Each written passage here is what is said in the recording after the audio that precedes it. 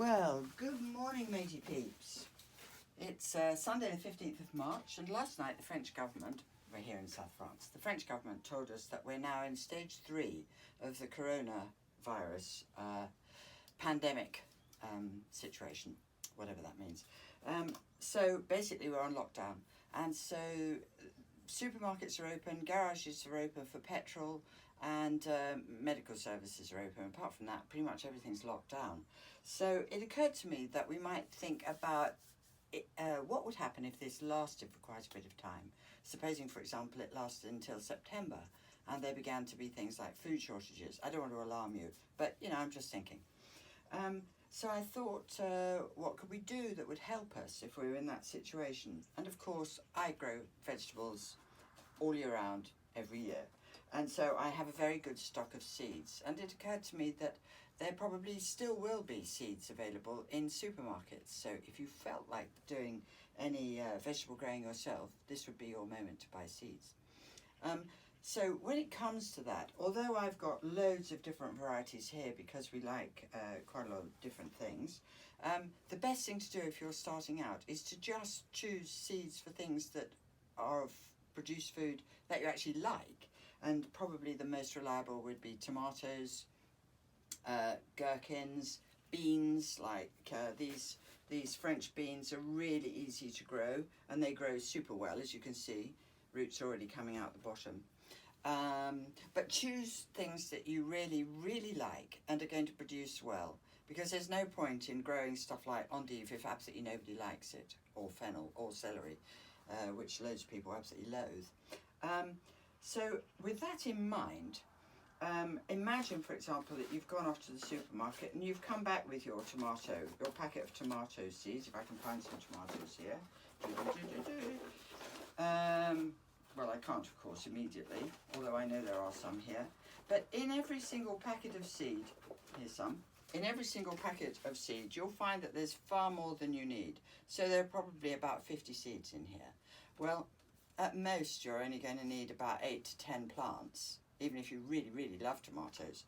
And if you do that, it's only going to be one variety. So you're better to have several varieties, but only sow some of the seeds. And then maybe bring the plants on, or give them to your neighbours, or give the seeds to your neighbours. That would be a thing to do, which you could do pretty easily. Now, what you won't need as a first-time grower is loads of specialised equipment. So, for example, you can sow seeds in dirt if you absolutely have to, just ordinary soil. Obviously, it's going to be better if it's in potting compost, but if you can't get that, then there's no problem. You can use things like this. We freeze a lot of food from the produce that we have in the garden, and then I use these again afterwards. These have been used to sow plants in, as indeed we've got here.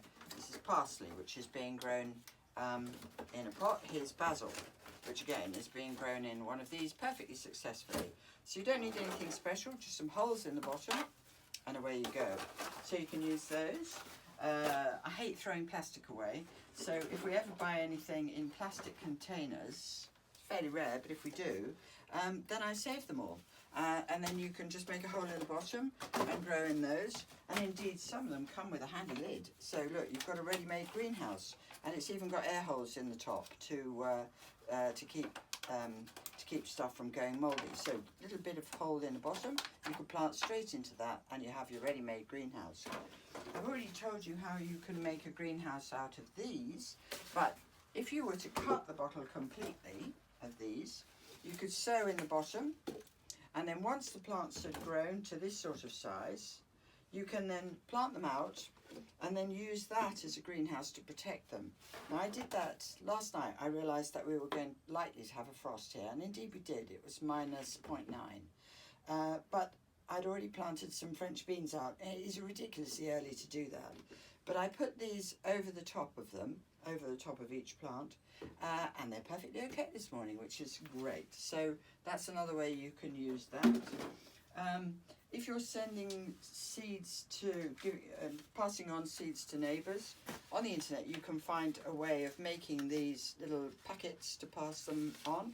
This one happens to be in an old electricity bill. And you just put the seeds in the packet, fold them over, label them and pass them on. So that's another way that you can just be using stuff that you've got already. So there you have it. Start with something simple that you really, really know that you like, and then use what you've got already. Strikes me as the best way to go. Happy gardening.